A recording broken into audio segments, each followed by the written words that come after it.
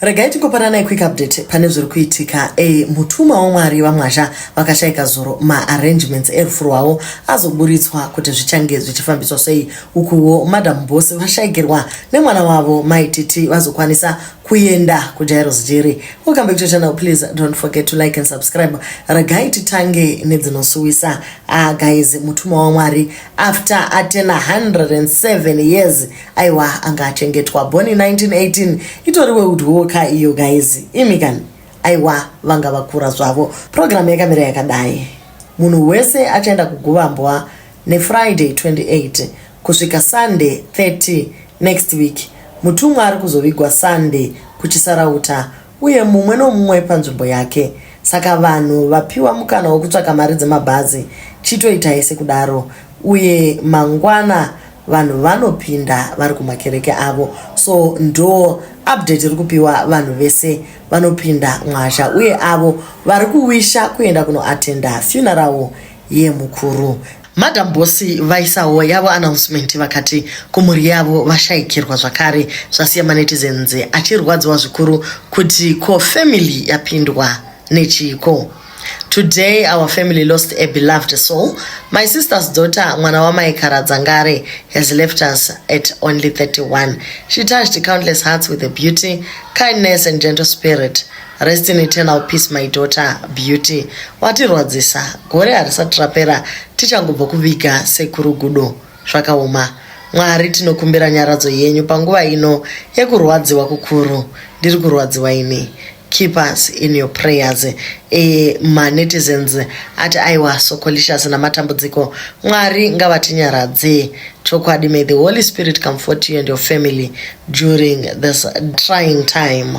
Sorry vatete na matambudziko. Such a young and beautiful soul. Beauty wadai kutirwadzisa. So manetizens ari kuchemao na Madamboss panguva ino kuti vawanewo kunyaradzwa. Maitt vazokwanisawo kuenda kuJairos Jiri kunoona vana uye kunovapa groceries nemama donations avakanga vakumbira. Pakaitwa GoFund vakabatsirwa naEshford vatenda zvikuru kuti izvi zvazogona kuti zviitike. Pane vamanetizens angati Maitt vachabira vana mari dzavo. Ndonguva yekuziva uye yekuona kuti Maitt vashanda zvakanaka.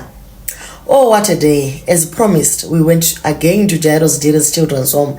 And this time not to cry, but dance and celebrate. The children were so happy to see us because we came bearing gifts. We made their wish come true this festival. Of all the 3 lists they gave us, we delivered everything from wheelchairs, medicine, walking sticks, water tanks, groceries, and zvakadaro. Oh my goodness, they were so overjoyed. Would like to thank each and everyone who stretched their support towards these amazing children. May your cup overflow and may showers of blessings keep pouring in your homes. My gratitude also goes to Nyaradzo Group. Dear Mr. Mataranikase, may God keep blessing you for me.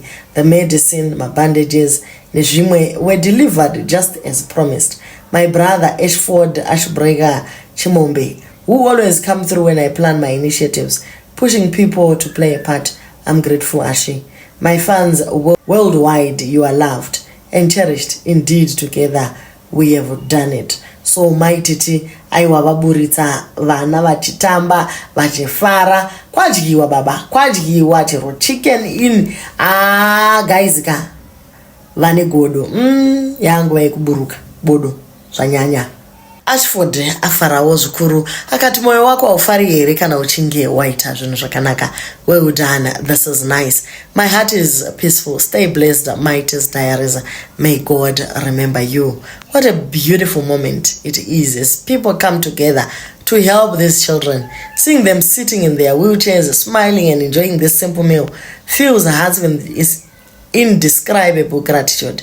These children who once had little hope or dreams now experience their dreams coming true right before our eyes. Immense thanks goes to Maitt na mkoma Ashi na vamataranika nevamwe vose who made this happen, restoring hope and bringing priceless joy into their lives each day. Maita zvakanaka Maitt.